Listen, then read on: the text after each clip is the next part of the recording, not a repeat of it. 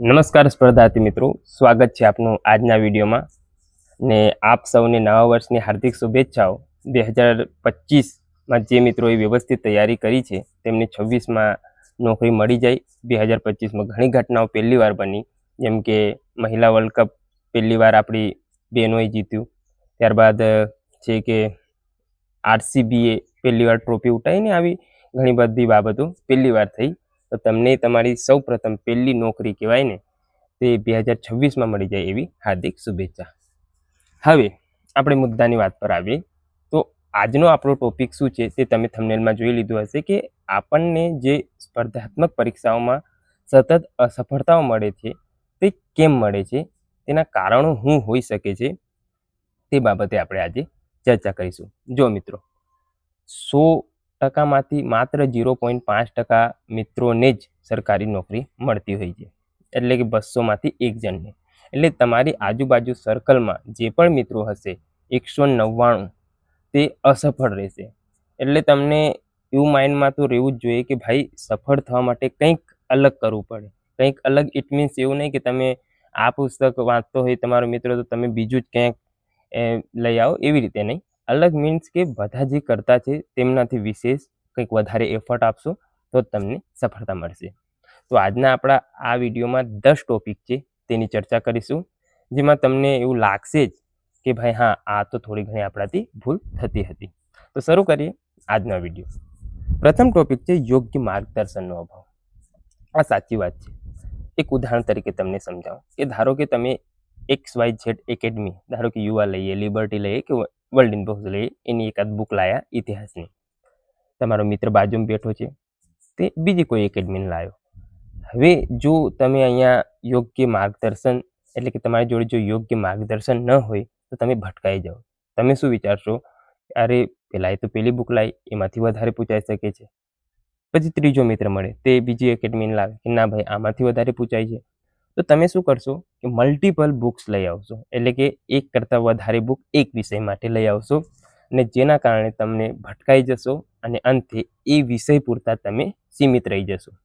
તેથી યોગ્ય માર્ગદર્શન લો, જેથી તમને વ્યવસ્થિત રીતે સલાહ મળી શકે અને તમે એક દિશામાં આગળ વધી શકો। તેમાં શું હોય છે, આપણે જે ભટકાવ થતો હોય તેમાં તો ખોટી પુસ્તકો, ખોટી રણનીતિ આપણે તૈયાર કરી દેતા હોય છે કે ભાઈ આ પુસ્તકમાંથી આવું પૂછાય, આમાંથી આવું પૂછાય તો હું આમથી આમ કરું, તો એ રીતે તમે આગળ નહીં વધી શકો। ખોટી સલાહ લઈ લેવી, જે અમુક એવું જરૂરી નહીં કે સફળ ઉમેદવાર જ તમને સાચી સલાહ આપી શકે। ઘણીવાર અસફળ ઉમેદવારે ઘણી સારી સલાહ આપતા હોય છે, પણ આપણે એમની સલાહ કેમ નહીં લેતા, એનું કારણ એકમાત્ર કે અસફળ છે। તો આ બધી બાબતો ઇગ્નોર કરવી। જે મિત્ર તમને એવું લાગે કે આ યોગ્ય ગાઈડન્સ આપી શકે છે, હવે એવું હોય ને કે કોન્સ્ટેબલમાં પેપરમાં ઘણાની 200માંથી 160 લાવવાની ક્ષમતા હોય, પણ તો રનિંગમાં જ નપાસ થઈ જતો હોય, તો પછી તમે શું વિચારો કે ભાઈ આને તો આવડતું નહીં, પરંતુ એને આવડે છે, હવે રનિંગ નહીં થતી, તમારાથી રનિંગ થાય છે, તમારી પહેલાંમાં વીકનેસ છે। તો આવી રીતે જે યોગ્ય એક માર્ગદર્શક બનાવો, એક જ વ્યવસ્થિત માર્ગદર્શક રાખવું, પછી 2-3 માર્ગદર્શક રાખશો તો પેલું એકેડમી જેવું જ પાછું થશે। બીજી વસ્તુ, સ્પષ્ટ લક્ષ્ય ન હોવું, એટલે કે એક ટાર્ગેટ ન હોવું। આપણે અર્જુનની વાત સાંભળીએ ત્યારે એમના ગુરુએ શું કીધું હતું કે પક્ષીની આંખને જ માત્ર ટાર્ગેટ કરો। એવી રીતે આપણે એક ફિક્સ એક્ઝામને ટાર્ગેટ કરવી જોઈએ। જો તમારે ખાખી જ જોઈતી હોય તો પછી કોન્સ્ટેબલ, PSI, ફોરેસ્ટ છે, તો આવી કોઈ એક્ઝામને તમારે ફિક્સ ટાર્ગેટ કરવી। પછી એ બાજુ તલાટીન, જુનિયર ક્લાર્કની બધી આપે જ જાઓ આંખો બંધ કરીને, એ તમને નિષ્ફળતા તરફ લઈ જાય છે। તો એ તમારે કહેવાય ને કે ટાર્ગેટ ફિક્સ હોવું જોઈએ। તેમાં કયો વિભાગ, તમારે અમુક મિત્રો એવા હોય કે GPSCની કરતા હોય અને પછી ક્લાસ 3 આપે, તો આવું બધું ન હોવું જોઈએ। ફિક્સ તમારે ટાર્ગેટ હોવું જોઈએ, કારણ કે આપણે ટાર્ગેટ ક્યારે બનાવતો હોય, જ્યારે આપણને ખબર હોય કે હું આ કરી શકું છું। હવે જે મિત્ર માન કોન્સ્ટેબલની કરતો હોય એ કોઈ દિવસ એવું ના વિચારે કે હું ક્લાસ 1, 2 કરું, કેમ? કારણ કે એણે એક કહેવાય ને કે સેફ ઝોન બનાવી લીધું કે આપણાથી બીજું થાય જ નહીં।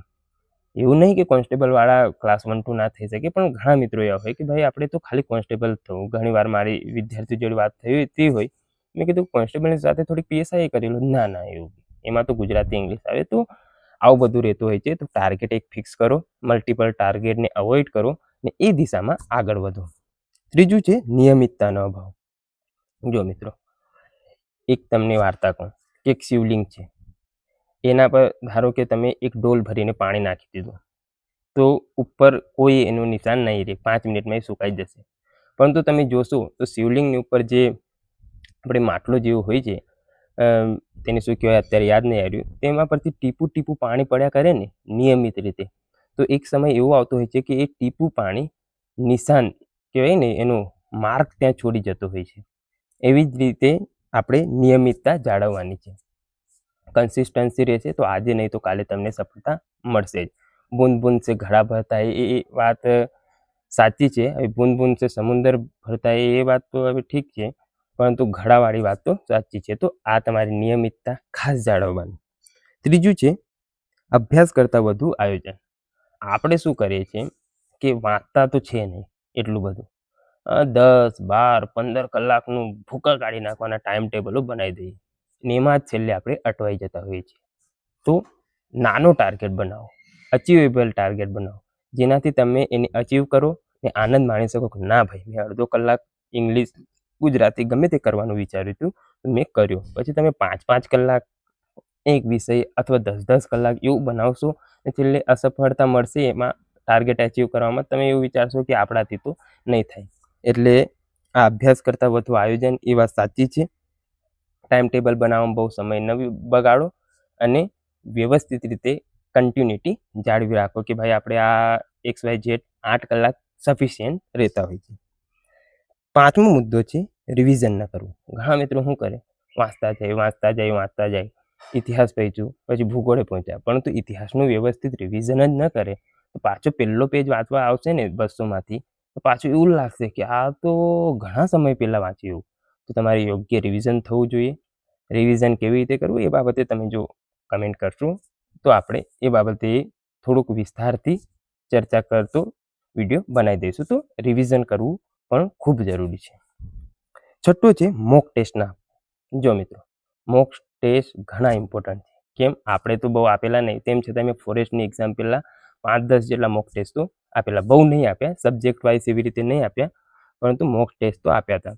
તેનાથી મને શું ખબર પડે કે ભાઈ મારા પ્રશ્નો ક્યાં ખોટા પડે છે, હું માર્ક્સ કેવી રીતે કવર કરી શકું છું, કંઈ ભૂલો થાય છે, તો એ બધી બાબતો.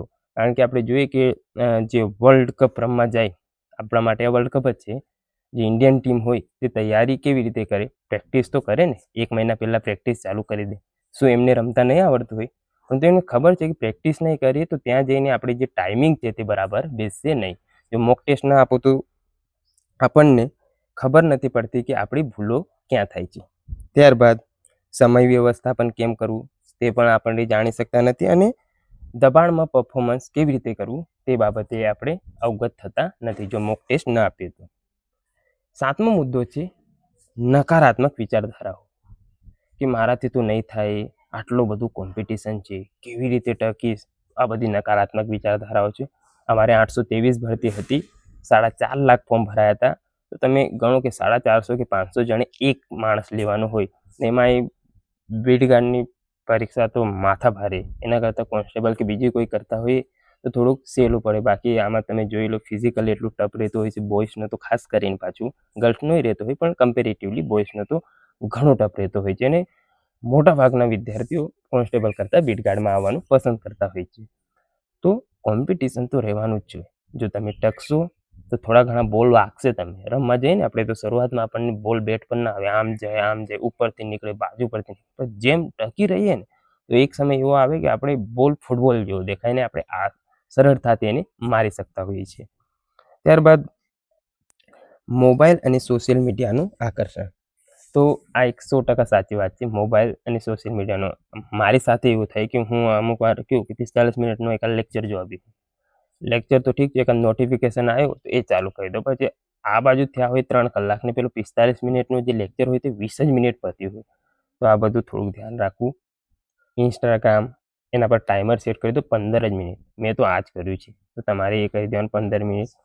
યુટ્યુબને કામ પૂરતું વાપરો ને લેક્ચરો બને તો ડાઉનલોડ ફોર્મમાં રાખો, જેથી લેક્ચર જોતી વખતે કહેવાય ને કે આપણે ડિસ્ટર્બ ના થઈએ, ગમે તે નોટિફિકેશન ના આવે અને આપણે યોગ્ય રીતે તે પેલું કહેવાય ને કે આમ વ્યવસ્થિત રીતે એ વિડીયોને જોઈ શકીએ, માત્ર જોવા પૂરતો નહીં કે આ ગીત જાણે સાંભળતા એવી રીતે ન થાય. ત્યારબાદ એક સાથે બહુ પરીક્ષાની તૈયારી. ઘણા મિત્રો શું કરતા હોય, જીપીએસસી આપવા જાય, તલાટી આપવા જાય, પીએસઆઈ, કોન્સ્ટેબલ, ફોરેસ્ટ ને પટાવાળા સુધી. અરે ભાઈ, પેલી બાજુ ક્લાસ 1, આ બાજુ ક્લાસ 4, તમે બધું જ કરો છો કેવી રીતે? તો તમારે એવું નહીં, અત્યારે જોબનો અભાવ છે, પરંતુ એટલું બધું નહીં કે ભાઈ તમે ગમે ત્યારે ક્લાસ 1, 2 આપવા જાઓ છો અને પછી પટાવાળીની પાછા કે અનુભવ લેવા. હાડા આવડતું કંઈ નહીં તો એમાં હું અનુભવ, ટપકા પૂરવાનો અનુભવ લેવાના છો? તો આ બધું ન કરવું, ભાડું ખાલી ખોટું ન બગાડવું. મારું તો એવું કહેવું છે કે જે પરીક્ષા તમે આપવા જવાના ન હોય અથવા તૈયારી એની તમારી 50% કરતાં ઓછી હોય તે તો ખાલી ખોટી આપવા જ નહીં જવાની. 1-2 વાર અનુભવ લેવાય. હવે તમે 10-10, 20-20 વાર અનુભવ લેવા કરો, શાનું નપાસ થવાનો અનુભવ લો છો? તો આ બધી બાબતો થોડી ધ્યાનમાં લેવી. ત્યારબાદ ધીરજ કે સંયમનો અભાવ. આપણે શું કરતા હોઈએ કે 1 કે 2 પરીક્ષા નપાસ થઈ ગયા એટલે કે આપણાથી તો ન થાય, આવું છે તેવું છે, પરંતુ આપણી ભૂલો આપણે જોતા નથી અને તેના કારણે આપણે નાસીપાસ થઈએ છીએ અને આપણા કરતાં જે પાછળ જે મિત્રો તૈયારી શરૂ કરી હોય તે પાસ થઈ જાય છે. તો ધીરજ તો રાખવી પડશે. ટેસ્ટ મેચ છે, આ 5 દિવસનું છે, 20 નહીં. આપણે આજકાલ 20 જોઈને એટલા ટેવાઈ ગયા છે ને, ફટાફટ રન થવું જોઈએ, આમાંથી ફટાફટ, આમાં ફટાફટ કંઈ નહીં થતું. દરેક વસ્તુમાં સમય લાગે. 11થી પહેલા ધોરણથી 12મા ધોરણ સુધી આવવામાં તમને 12 વર્ષ લાગ્યા, કોલેજ પૂરું કરતાં 3 વર્ષ લાગે. તો આમાંય તમારે 3-4 વર્ષ તો આપવા પડે. વ્યવસ્થિત નિરંતર તૈયારી કરવી પડે. ખેડૂતની જેમ બનો. કેવી રીતે? ખેડૂત આ વર્ષે દુષ્કાળ પડ્યો અથવા અતિવૃષ્ટિ થઈ તો આવતા વર્ષે ખેતી કરવાનું નહીં છોડતું, ના આપણાથી તો નહીં થાય, સતત ટકી રહે છે અને એક વર્ષે એવું ઉત્પાદન થાય છે કે તે જે આગળનું આપણે કહેવાય નુકસાન હોય તેને આપણે સરભર કરી દે છે એમ. તો આવી રીતે તમારે પણ કન્ટિન્યુટી જાળવવાની છે, નિરંતરતા જાળવવાની છે. સ્પર્ધાત્મક પરીક્ષા સમય તો લે છે અને જલ્દી હાર માનવી એ સૌથી મોટું આપણું કારણ છે અસફળ થવાનું. તો આપણા 10 મુદ્દા હતા. આના સિવાય તમારા કોઈ મંતવ્યો હોય તો ચોક્કસથી જણાવજો. જો પહેલાં જ તમને કીધું હતું કે ભાઈ અસફળતાના ચાન્સીસ ઘણા વધારે છે સફળ થવા કરતાં, કારણ કે 0.5% જ મિત્રો સફળ થાય છે. તો તમને જો ને 1000 મિત્રો જ્યાં બેઠા હોય છે ત્યાંથી તમને માત્ર 5 જણ સફળ થયેલા આપણે ગણી શકીએ છીએ એમ. 0.5% એટલે જે કાયમી ખાતામાં આવતા હોય જેથી. તો અસફળ મિત્રો ઘણા મળશે, પરંતુ તમારે પોતાની જાત પર વિશ્વાસ રાખવાનું છે કે હા, હું કરી શકું છું. તો અવશ્યથી આજે નહીં તો કાલે તમને સફળતા ચોક્કસથી મળશે. એના માટે તમારે ખાલી તમારી ભૂલોને સુધારવાની છે. આ સિવાય અન્ય કોઈ તમારા પ્રશ્નો હોય તો ચોક્કસથી જણાવજો, જેનું આપણે નિરાકરણ લાવવાનો ચોક્કસથી પ્રયત્ન કરીશું. મળીએ નવા વિડીયોમાં. ત્યાં સુધી જોડાયેલા રહો અને નવા વર્ષની ફરી એકવાર તમને હાર્દિક શુભેચ્છાઓ. મળીએ.